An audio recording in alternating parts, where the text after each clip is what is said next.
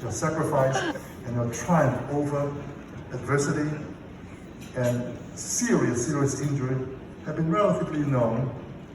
But for those of us that were born in Asia, or we have families and friends that were born in Asia and come over here as a teenager, your upbringing, your heritage, and your years spent in Asia are also of interest. Can you start a little bit, share with us your memories? Sure. So, let me just say that my story sounds, when I talk to folk, they're like, well, one could have a life like that. But everybody has had a life like that. My story is your story. My story is America's story. It's why America is a leader of the free world. It's why we are as strong as we are, because of the millions of stories like mine.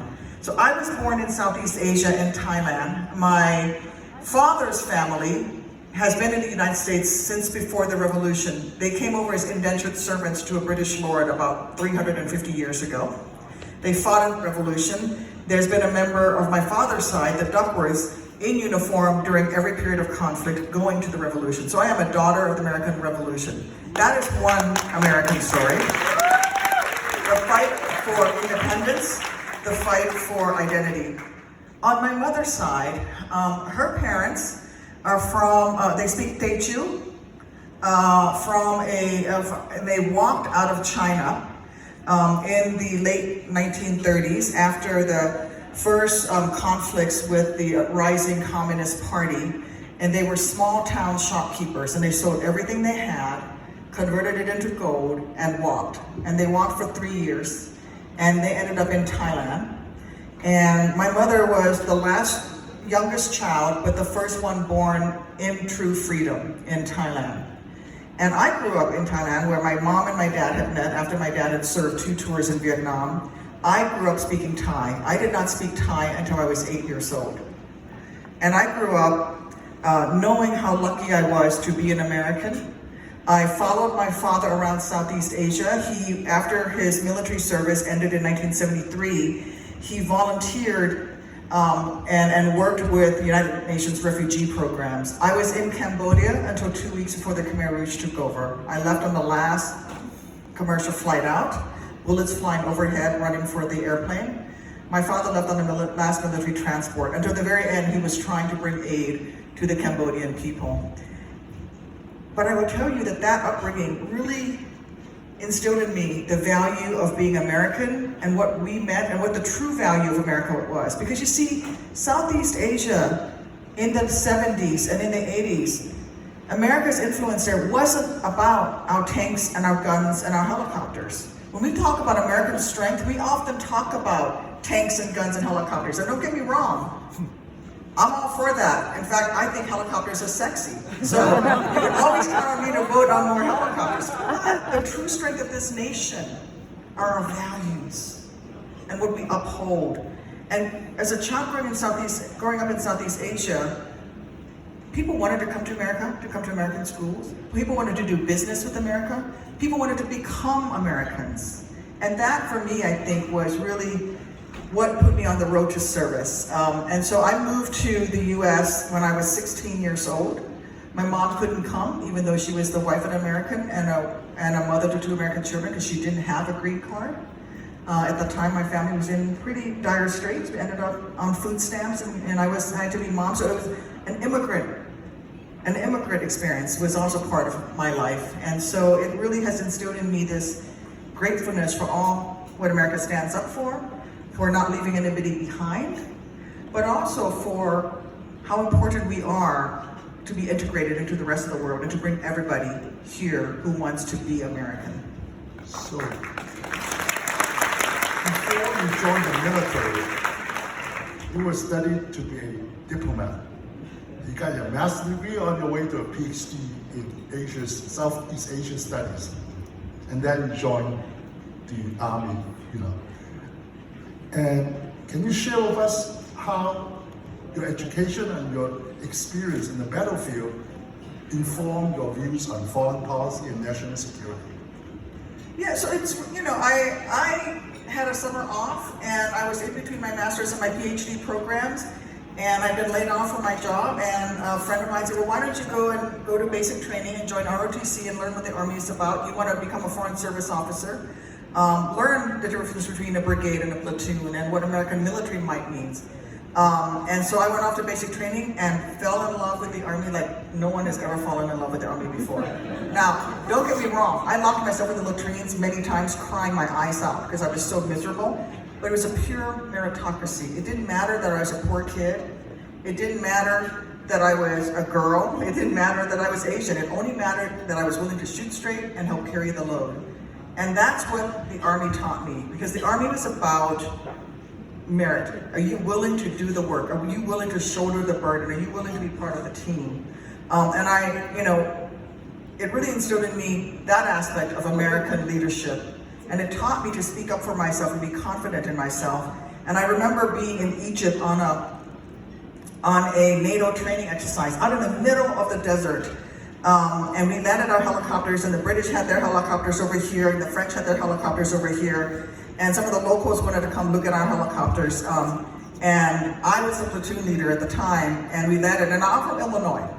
So all of our guys are Irish or Polish. And then there was me. I was like the only Asian and the only woman in this all-male unit full of like 6-foot-tall Irish and Polish guys. And they came up to the Irish and Polish guys and like, hey, can we see your helicopter? Can we talk to you? And they're like, well, you have to go ask her permission first. And the local Egyptians were like, the Chinese girl? And they're like, yeah, she's in charge. And that right then and there, and then later the same experience in Iraq where I would be giving orders to the others, instilled in me just the nature of being American and how diverse we are, that we were teaching a lesson to the rest of the world, because they realized I was in charge. And that's what America stands for. That's what America is. We work with one another. And so the same thing happened. So that really, when I was recruited to run for Congress by Senator Durbin and then Senator Obama, I had this basis of understanding that maybe I can do it. And I didn't let the what ifs get in my way. I just jumped in and I lost. A pretty tough race. Then a few years later, I ran and won in 2012, but I lost my first race. Let's talk about an issue that Committee 100 cares about, the US-China relationship. And it's at an all-time low. And that directly or indirectly negatively impact Chinese and Asian Americans. Can you share your views on that? Sure. Well, I'm from Illinois. Our top products are corn, soybean, and pork. Who do you think my biggest client, my customer is of the things that my state produces? China. And so leading the free world, leading the world doesn't mean isolating yourself from the world. And in fact, if we truly want to lead, then we need to engage. Yes, we have to have a strong presence and a military one. And yes, the PRC's military is our near peer competitor, and we have to make sure that we equip ourselves to be able to not only defend America, but to also defend the rule of law in the Indo-Pacific, for example, making sure that sea lanes are open and making sure that, nations' rights in international waters and fishing rights are respected. But we have to engage and we have to trade. So one of the things that I am pushing for, because I sit on, in addition to being on the Armed Services Committee, I sit on the Commerce Committee, is we must engage. American power is not just about the tanks and guns and helicopter. It is also our economy. It is also how we can influence the rest of the world and how we react to the rest of the world. And it is important that we engage because we cannot afford to not engage with the PRC. And what I say here in Congress in Washington, especially with the rising anti-Asian sentiments that really stemmed out of the last administration and their vilification of Asian Americans because of the rise of COVID, is that let's not equate and make the same the policies of a government with all of the Asian Americans that live and thrive and want to work and work together around the world. Chinese American does not mean China, does not mean the PRC. So we have to be much more precise in how we define those things. But you can't be a global leader and ignore a billion people, right? We can't, that's foolish. And so I try to encourage greater partnership and participation, at the same time making sure that we're looking out for American interests. The follow-up question is, you and Senator Mason Verano led the effort to pass the COVID-19 Anti-Hate Crime Act. And so thank you very much for that leadership. And what else can you do to follow up what you have done? Well, I'm really proud of the COVID-19 Anti-Hate Crime Act because it not only it came out as a result of the anti-Asian American hate crimes, but it actually benefits everyone because the bill is not termed the Anti-Asian Hate Crimes Act, it's called the Anti-Hate Crimes Act. And it actually rehabilitates how the Department of Justice actually looks at hate crimes. So for example, one of the distinguishing characteristics of hate crimes against Asian Americans is not so much that the person committing the hate crime is saying racist things while they are stealing or beating up the Asian person. They're choosing the victim because they're Asian and usually an Asian woman and usually an elderly Asian woman. And that had not been a criteria for classifying a crime as a hate crime if the victim was selected based on their race. And so we changed that, and now we're having the Justice Department go back and relook at all the data of all the previous instances involving Asian Americans and seeing if those should all be reclassified, or many of them, as hate crimes. It also provides funding and grant money for police forces and the Justice Department to have more community engagement and to really better understand hate crimes. I mean, my own mother, who's 81 years old, still drives, still has to go to Eden Center every day to shop in the middle of a pandemic. But she wants the freshest stuff for her granddaughters. She was being harassed at the grocery store, where a grocery store clerk was pushing her aside and finally said to her, "I have to wear this mask because of you."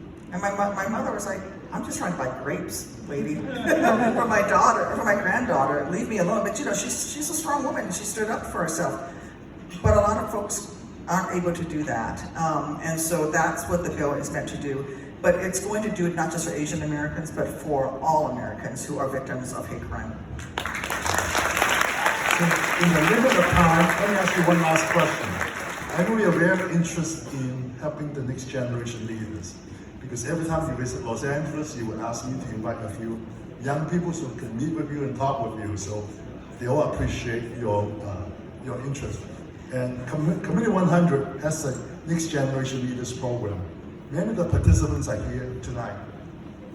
And then your last question is, what advice do you give to the next generation Asian leaders?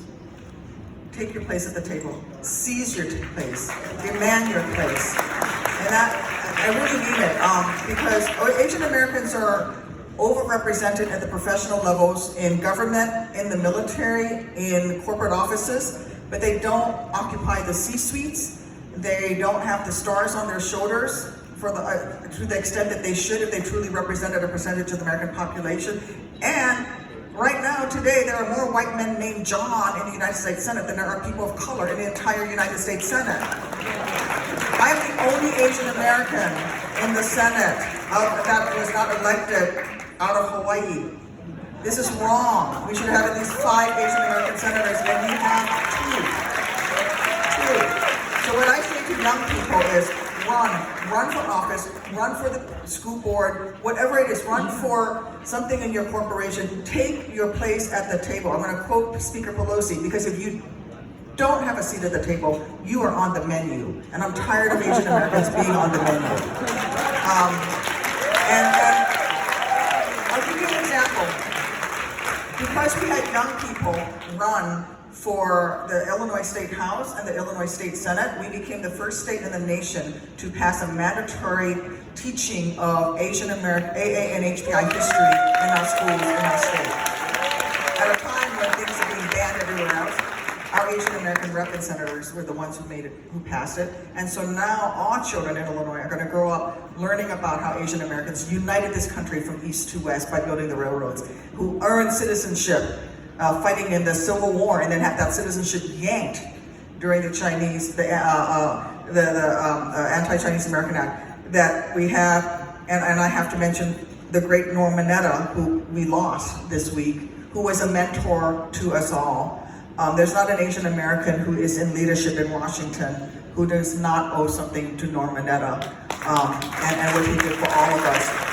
But they're going to learn about internment camps and how someone like Norm, who wore his Boy Scouts uniform with the American flag on his shoulder as he got on the train and disembarked and walked into that internment camp holding a baseball glove, who then went on to more than prove his Americanness with his service under two different administrations, two different presidents in this country. And so what I say to the young people, don't wait to be invited. Take your place at the table. Senator, thank you so much for your kind words and engagement.